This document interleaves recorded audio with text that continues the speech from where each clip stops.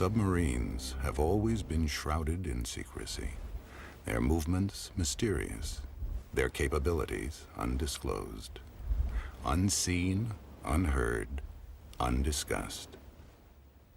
The principal weapon of a submarine is stealth. Nobody can hear it, hopefully. Nobody can see it, certainly. Stealth. Coming up and surprising your enemy before he has any idea you're there.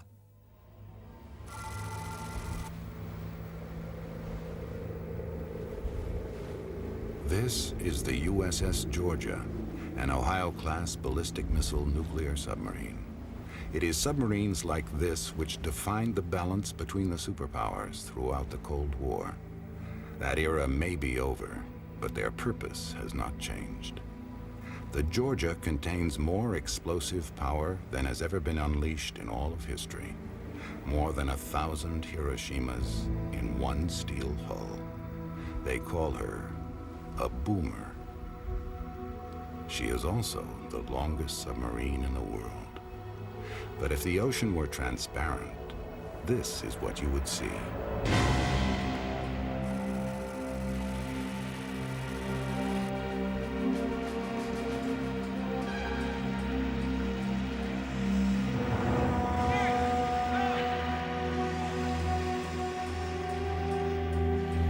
Like her sister ship, Georgia, the Alaska is more than 4 stories high, almost 2 football fields in length.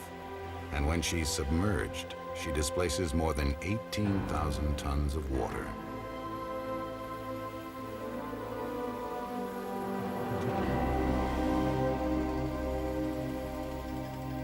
The hull is built on an enormous scale, but for a very good reason. It's designed to hold 24 Trident ballistic missiles, each one 40 feet long and capable of carrying up to 14 independently targeted nuclear warheads. The missile deck. The crew call it Sherwood Forest. Everything on the submarine is designed to maintain the well-being and readiness of the missiles inside these tubes. They are monitored around the clock. Fortunately, the missiles are comfortable in conditions which also agree with their guardians.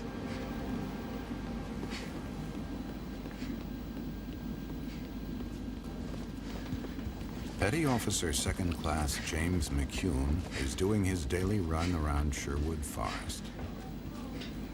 It's his way of keeping fit during a 3-month patrol while they are constantly submerged. 19 times around the tubes is 1 mile. 435 times, a marathon.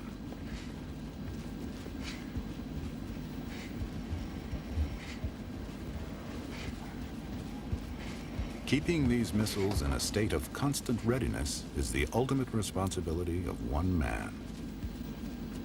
At 49, Captain Richard Raz is one of the U.S. Navy's most experienced submarine commanders. I always tell my crew, guys, if I don't chew on these, I'll be chewing on you, so they don't complain too much. I have reformed the modern Navy. I don't smoke below decks. I only smoke outside, and that's pretty infrequent in a submarine, once every 100 days. The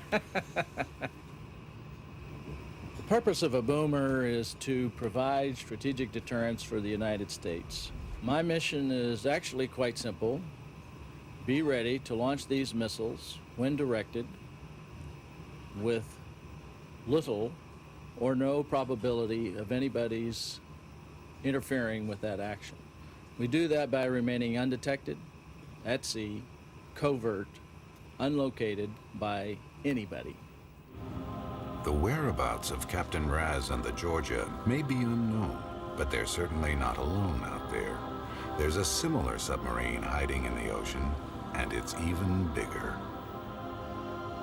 Captain Andrei Zhiguliov drives the biggest submarine in the world.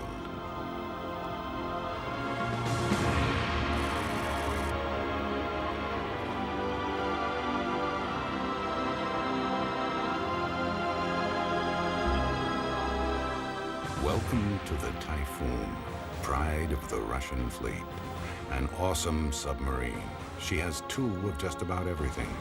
Twin hulls, 2 nuclear reactors, 2 propellers, and 20 ballistic missiles, which can also hit their targets from anywhere in the world. Her name is still a state secret, even though the two navies are opening up to each other for the first time in 50 years. Look at this. It's a big devil. It's twice the breadth almost, it's 75 feet across, compared to 42 for Trident. I exclaimed in rather profane language about what type of a mountain it was. This was then interpreted to the Russians, who roared laughing. That's the captain, 39 years old. He had been skipper of this ship for 3 years and expected 2 more years, the son of an admiral, and all he had ever been in his whole time in the Navy is nuclear missile, as he called them, submarines. The decision to employ ballistic missiles is taken at the highest level by the country's president and government. I am prepared to carry out any order given by my government. In my mind, the Russians, in spite, decided to build the biggest damn submarine in the world. We had one that was so big, they'd go bigger. Despite arms reduction, the Americans still have 18 Ohios and the Russians 6 Typhoons. But both have many other ballistic missile submarines. The figures are chilling.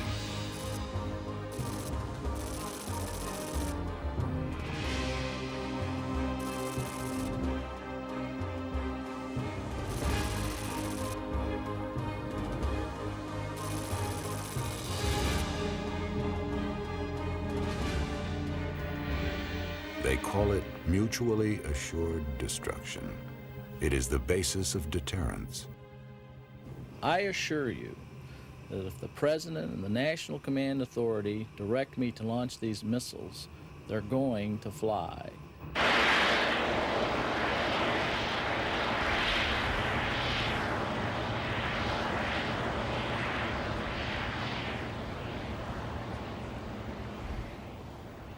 Once the Georgia submerges and goes on patrol, she will not surface again for up to 3 months.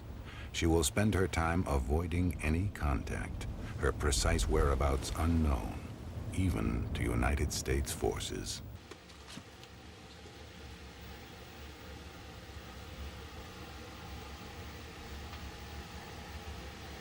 As deep as 1,000 feet, the submarine is deliberately cut off from the world.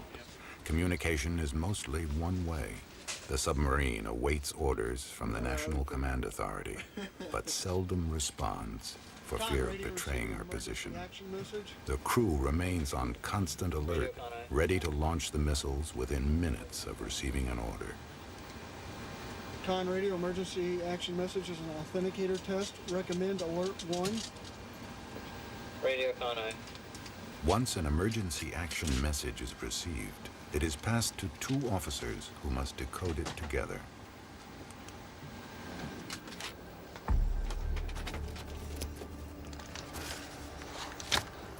Alpha.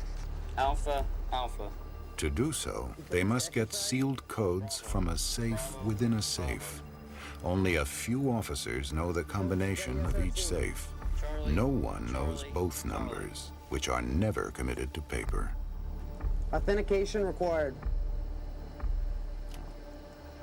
Okay, we need to get the authenticator out of the safe.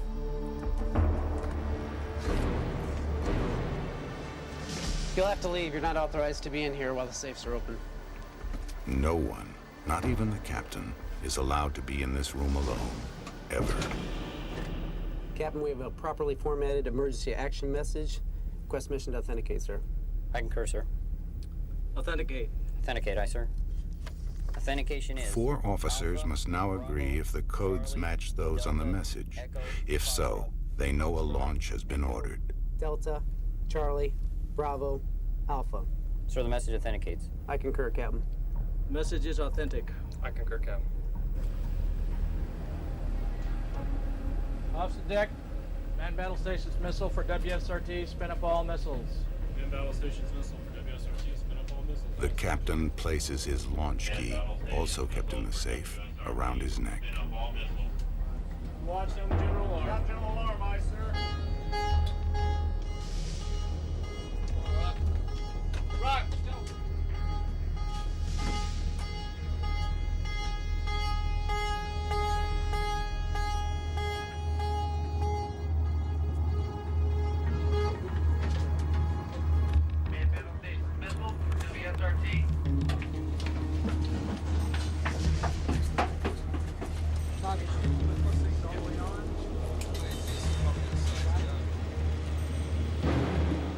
Weapons con, the following missiles will be released 1 through 24. Weapons con, following missiles will be released 1 through 24, aye, sir. Weapons con, the following missiles will be released 1 through 24.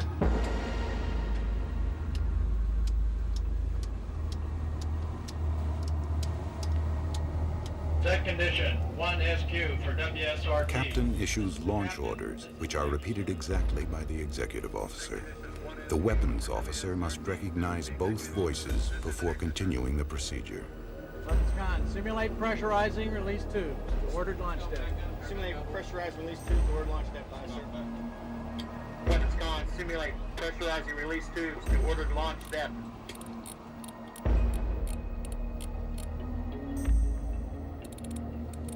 Simulate depressurizing 1 through 6, 13, 15 through 18. Order launch. Inside this safe is the nuclear weapons trigger, the final link in the launch circuit.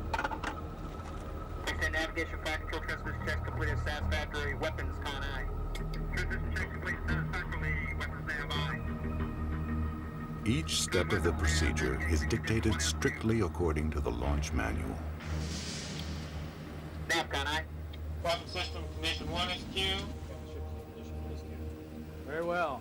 The captain inserts his key, giving the final signal to launch. Weapons con, you have permission to fire.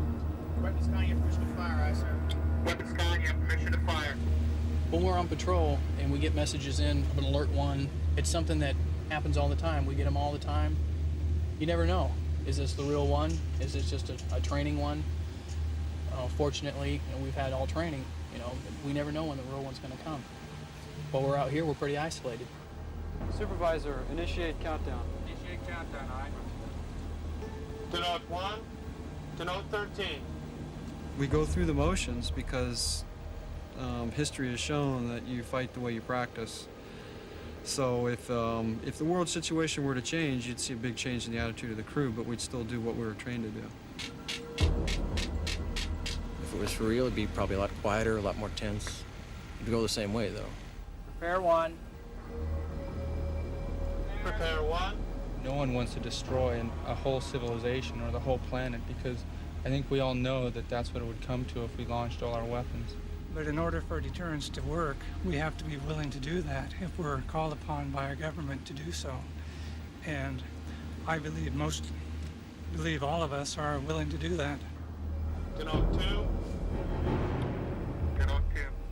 We've been trained, so we do our job like we're supposed to, and hope our government knows what they're doing. 10.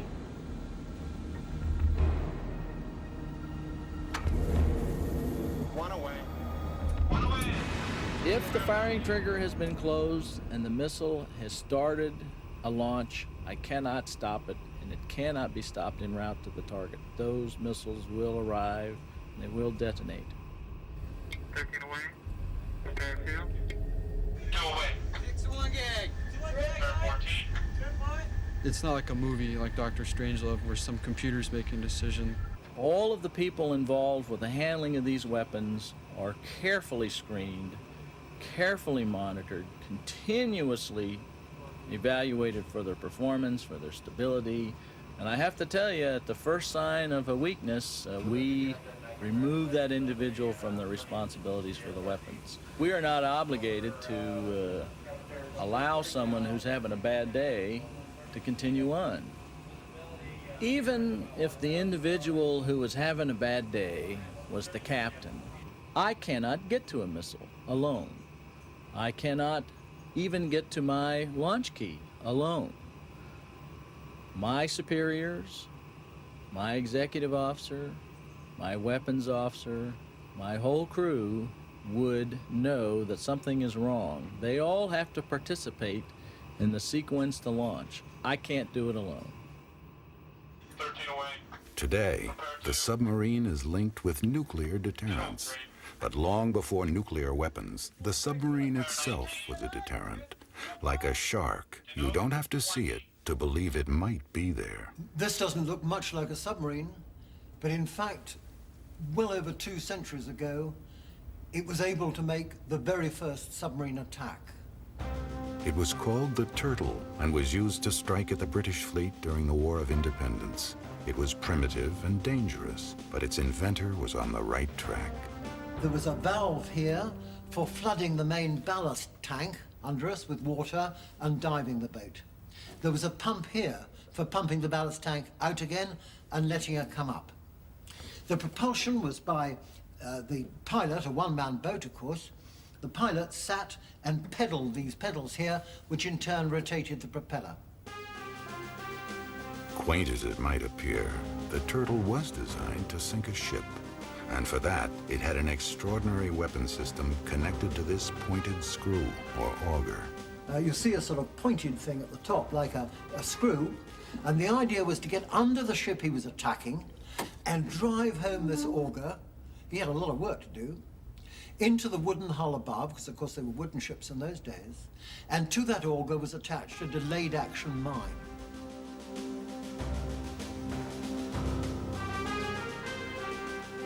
Although the attempt failed, a potentially lethal threat was born. It was the first idea of submarine deterrence.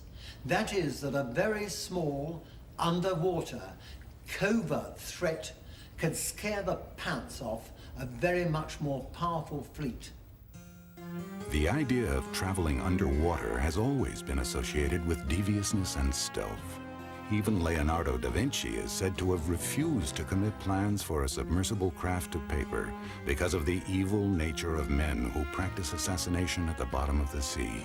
Small wonder that early pioneers had to combat the belief that undersea warfare was immoral and reprehensible. Way back in 1898, John Philip Holland, the father of all modern submarines, was attacked by Dame Clara Barton, the founder of the American Red Cross, when she saw around his little submarine. And she said, "Mr. Holland, you created the most dreadful weapon of war," and went on to say how ashamed he should be of himself. And he said, "Madam, on the contrary, I have created the device whereby war may be prevented." Today he would have said deterred. With idealistic names like Protector and Peacemaker, inventors tried to improve the submarine's image. But in 2 world wars, it was to prove a far more effective assassin than Peacemaker. Propulsion was no longer by pedals, pumps, or in one case, rubber bands. As Jules Verne had predicted with his mythical Nautilus, electricity was the key. It was stored in batteries for use when submerged, but the early engines which generated it were clumsy and dangerous. What was to transform the submarine into such a potent hunter-killer was the reliability of the diesel engine. We're in the engine room with these 2 gigantic diesels. Here are the starting controls and speed controls. And you can only run these diesels on the surface or snorkeling because they use a lot of air. And where you and I are standing now, we'd be in a howling gale if we were running these gigantic rock crushers, as they're called. You can see why. They look pretty crude, but they're rugged. And they can be mended at sea. We had to do our own repairs. There's no garage to stop in if you're 5,000 miles from home. And you had to be very quick on shutting these engines down if and when you dive. You've got perhaps a couple of seconds, no more, to shut these valves, otherwise water comes back in, and that's very bad news to the engines themselves. Very noisy engines. They made me deaf anyway. I can't hear a thing above 1,000 hertz. But when you're dived, you have to go to main motors supplied by the battery. That doesn't use any air. So you go to main motors. These look very crude controls by comparison with a modern press button affair, but they're solid. You know exactly what's going to happen, and they're not going to jump out under a depth charge attack.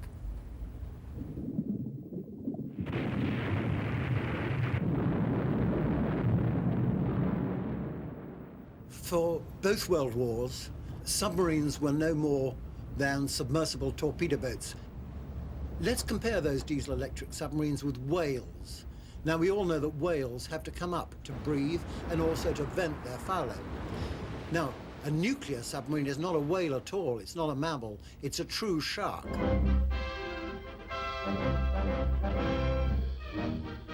At Groton, Connecticut, a new naval era dawns with the launching of the Nautilus, one of the largest submarines ever built, and the first atomic-powered craft in history. It may well initiate a revolution in naval warfare. Mrs. Eisenhower christens it with a valiant blow. The nuclear submarine was a technological revolution. Greater mobility was the perfect weapon in an uncertain world. Fear and suspicion dominated east and west. Each side convinced the other was plotting its destruction. Nautilus heralds a new era of the atomic age. I'm no communist, and I'll tell you that right now. I believe a man should own his own house and car and cow. I like this private ownership, and I want to be left alone. Let the government run its business, and let me run my own. Fear of the bomb led to hysterical propaganda. Be ready every day, all the time, to do the right thing if the atomic bomb explodes. Duck and cover. That's the first thing to do. Duck and cover.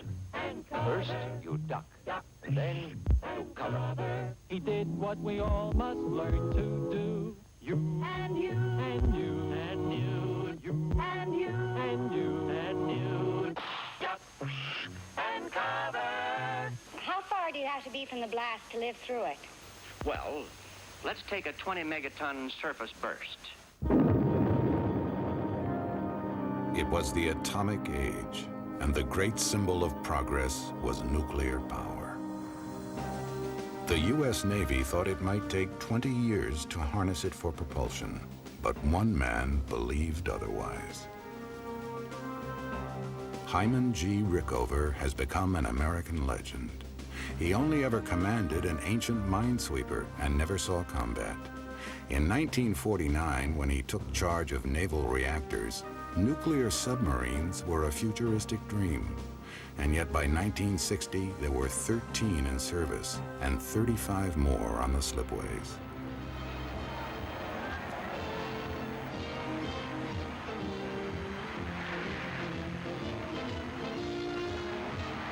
A speedster which will command a submerged 50 miles per hour, making it necessary for her crew to wear life belts during her... The magnificent agility performance of that submarine, where you could almost fly in, it's what it was like, under aircraft carriers, match their speeds, or operate on the flank of a task force, picking the time and the place for your attack.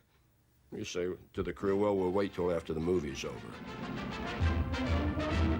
USS Triton, the world's largest nuclear submarine. As well as speed and agility, nuclear power gave the submarine unheard of endurance.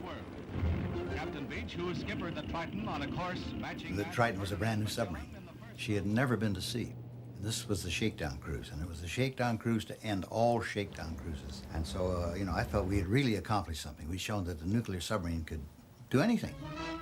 It's Nautilus Day in New York, and the submariners who conquered the Arctic are cheered to the echo in their progress along the city's traditional route of heroes. Rickover won public and political support for his achievements, but his contempt for bureaucracy led him into constant conflict with the Navy. Admiral Arleigh Burke probably described the situation best with regard to Admiral Rickover. He said that the Navy could certainly only afford one anarchist at a time. Admiral Rickover was a gentleman who took no guidance from any Navy chief, no civilian Secretary of the Navy, no Secretary of Defense, and no president. But his ruthless pursuit of excellence in what he saw as a mediocre world also left him isolated and loathed. I think he did it because of his personality, and that was the only way he could get the results that he wanted. But everybody who knew him hated him. Everybody was scared to death of him, and when he laid out an order, you did it, because if you didn't, you got canned. And I mean it. He was very tough. For 3 decades, Rickover personally interviewed and approved every nuclear officer. For each one, it was an unforgettable event.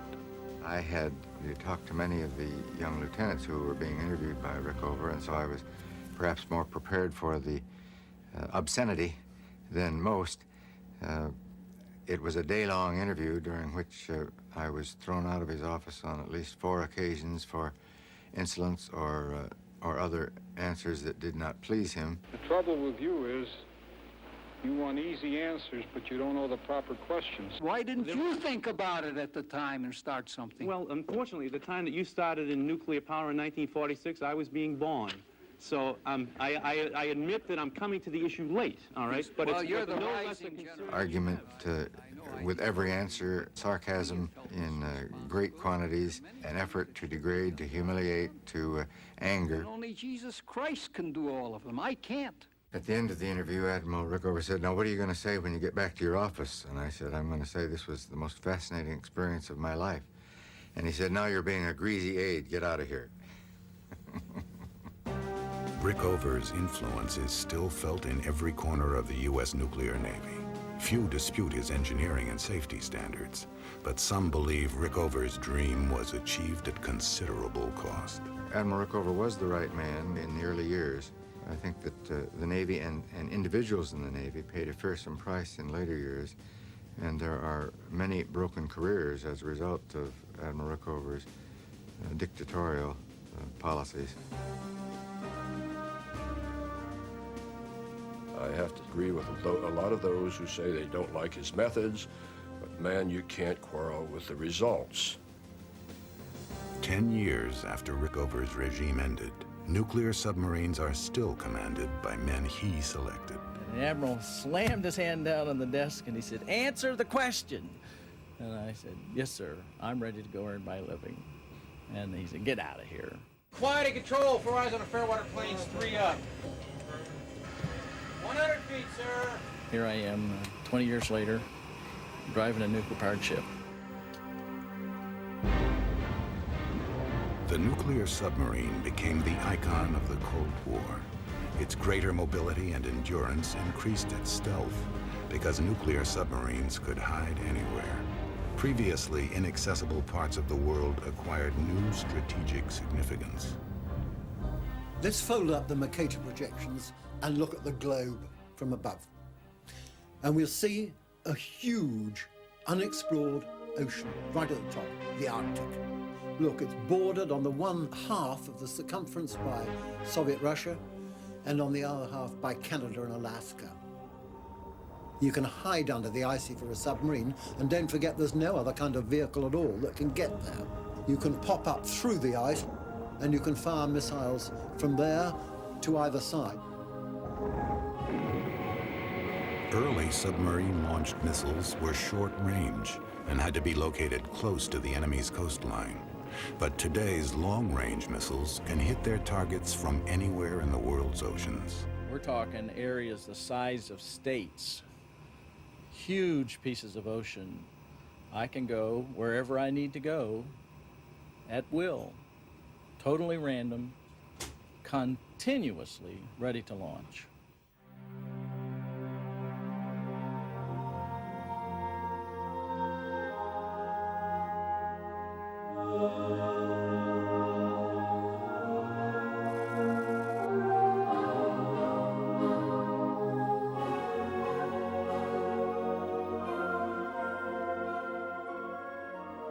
Out of the 10 submarine Trident force in Bangor, Washington, we would have 7 of them out on alert at a time.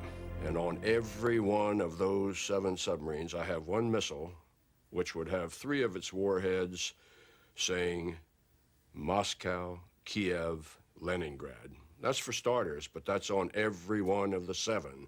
The one in the North Atlantic, the one in the South Pacific, the one in the Indian Ocean, the one in the Gulf of California, the Great Lakes, wherever we want them. And in case you think you can do the job of surveillance detection to trigger destruction of submarines with IR, infrared, or laser, it'll be the one under the pole, too.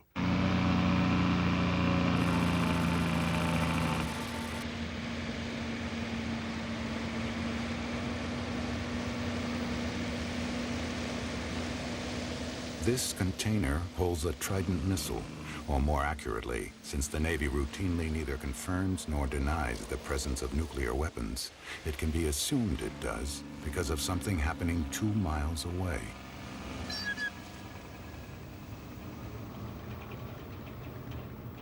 The Georgia is approaching the explosive handling wharf, where missiles and torpedoes are loaded. But it's the convoy of heavily armed Marines that gives the best clue to the truck's load. When nuclear weapons are on the move, absolutely nothing is left to chance.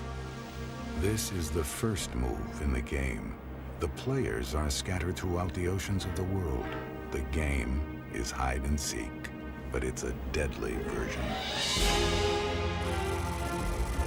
When he submerges, Captain Shguliov will look for a quiet corner of the ocean to park his Typhoon and hide.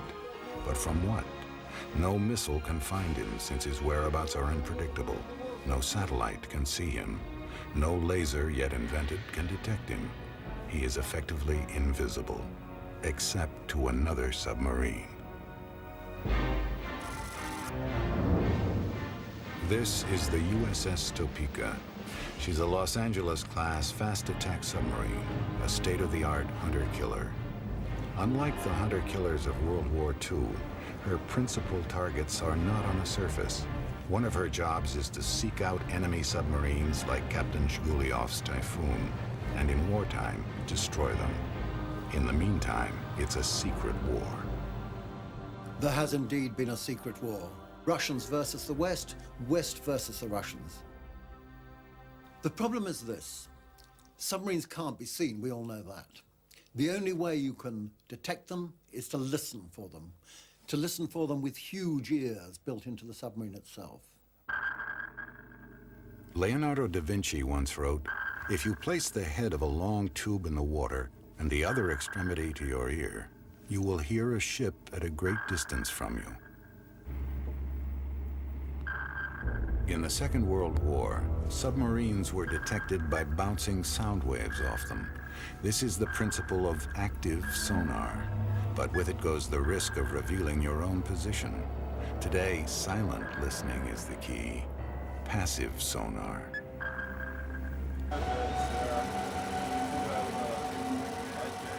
Sophisticated arrays of microphones collect sound from all directions in the water, translating it into these visual displays.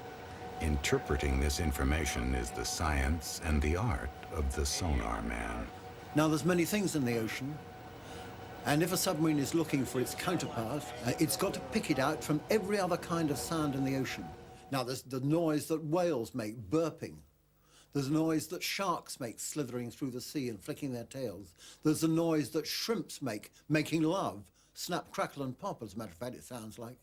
There's the noise of the sea itself, of the seabed. There's a noise of merchant ships going through. And then somewhere in that, you hope to pick out the submarine that's stealthily making its way past you. That's the one you want to nail, because he's your real enemy. Each grain of green light represents a sound. The vertical lines indicate the presence of ships and submarines in the ocean. A highly trained sonar man can identify details such as how many propellers a contact has, how many blades on each propeller, and how fast it's revolving. 01 bears 042. Contacts making 8 4 turns on 1 4-bladed screw. Well, how do you pick him out? And the answer is that you've got to fingerprint each of these separate sounds and keep them in some kind of library, just like the fingerprint library that the FBI or Scotland Yard keeps. So detailed is this library, a specific submarine can be identified by its acoustic signature. Recordings have been collected by spying on each other at very close quarters. Active single pane. During the Cold War, U.S. and Soviet submarines played what are called cat and mouse games. An American submarine would be going near a Soviet port on an intelligence collection mission, and suddenly they would be spotted by the Soviets would send out a submarine, and they would engage in some sort of a confrontational maneuver several hundred feet below the sea. This happened on many occasions, and there were even some scraping of hulls. All we're getting is some noise from it. In this secret war, a hunter-killer uses sonar to find its targets. A boomer uses it to avoid the hunter. Tactically, each must be as quiet as possible. This submarine is built with the finest technology available to make her stay undetected. Her acoustic signature is the quietest submarine in the world. The crew and the machinery inside it are essentially sound isolated from the ocean. The very decks we walk on are in fact sound isolated. I know that this ship is undetectable unless I do something frankly stupid.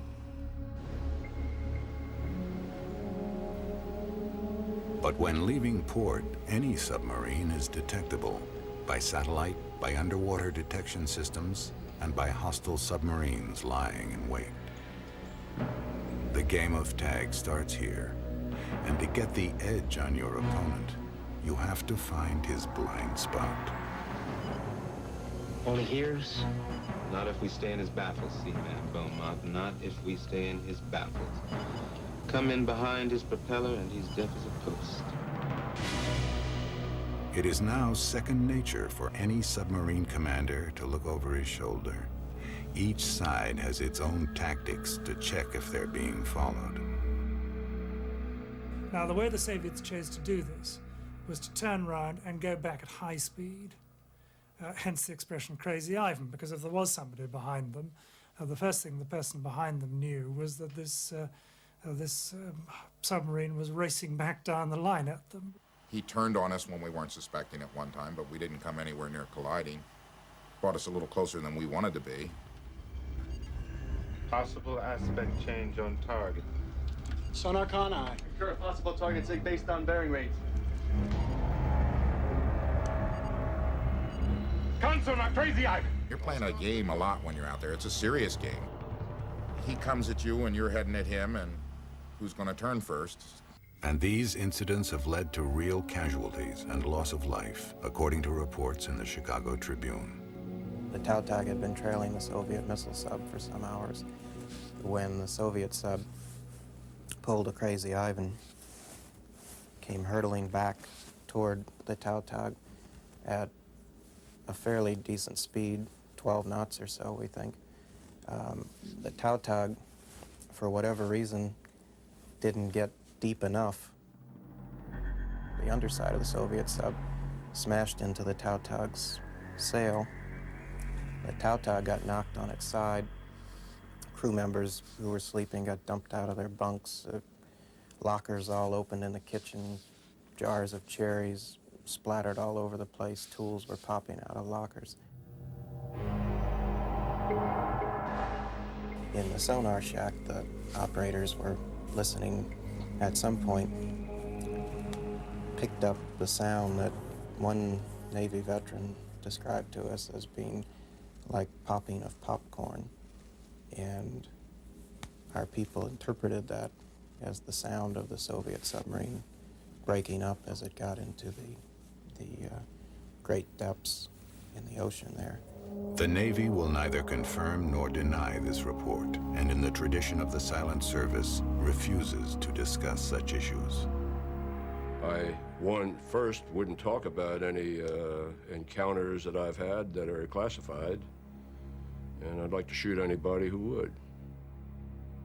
What they doing? Bring it in!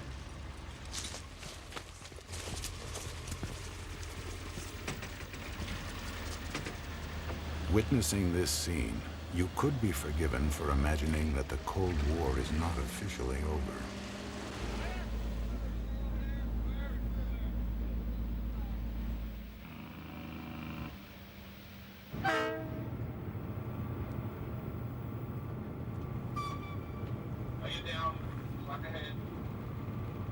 But the so-called evil empire has disintegrated. According to its supporters, deterrence worked, and the genie never left the bottle. There's an ongoing debate now about what is the future for the submarine force. The Cold War is over. The Soviet Union is gone. Weren't they the only enemy? One of the problems I have with that logic is there's still an awful lot of people out there who are not in any way, shape, or form friendly. The last 4 patrols this crew made with this ship, the following events occurred. The United States invaded Panama. Iraq invaded Kuwait. Desert Storm occurred. And then there was a little thing called the coup in the Soviet Union. Now, none of those events was very well predicted by the opposition. Are we clairvoyant? Are we able to see into the future, to next week, next month, next year, the next decade, on when we're going to rely on our having these ships?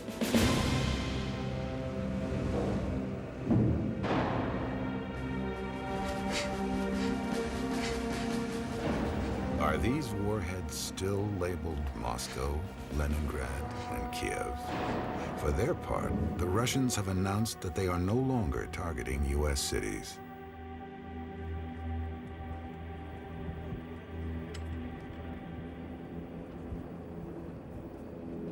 Request permission to come aboard, sir. Yes, sir. A real pleasure to be with you here today on this big ship. I've heard that the Russians have said that they're not targeting our country, and that's fine. I believe it. All you have to do to target something is make the decision. In 15 seconds, you can do it. The capability exists, and we have to deal in capabilities, not intentions. Dogs in the same litter fight. You can't change it. But the collapse of the superpower balance does raise questions about the continued relevance of nuclear deterrence with its crippling cost. The cost of Trident, the capital cost, is a stack of £10 notes, tidily, neatly arranged, pressed down, reaching 88.38 miles into the sky. Some believe the colossal cost of the ballistic missile submarine race also succeeded as a financial deterrent, hastening the economic collapse of the Soviet Union, crushing an entire social structure under the weight of its own armor. We would like to see this expenditure redirected towards the welfare of our people. We'd like to have peace, happiness, goodwill to men, and to beat our swords into plowshares, so to speak.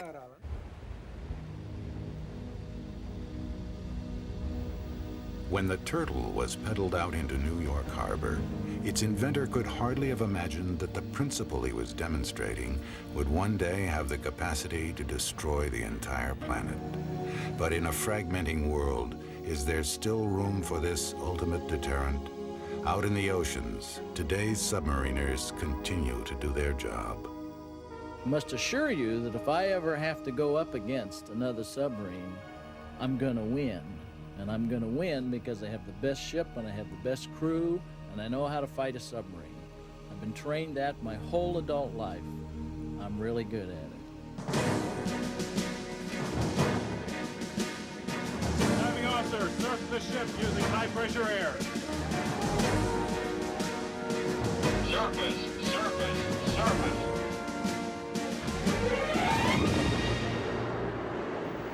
While you've been watching this program, somewhere, hundreds of feet beneath the ocean, the crews of the Georgia and the Typhoon may well have been rehearsing the launch of their missiles.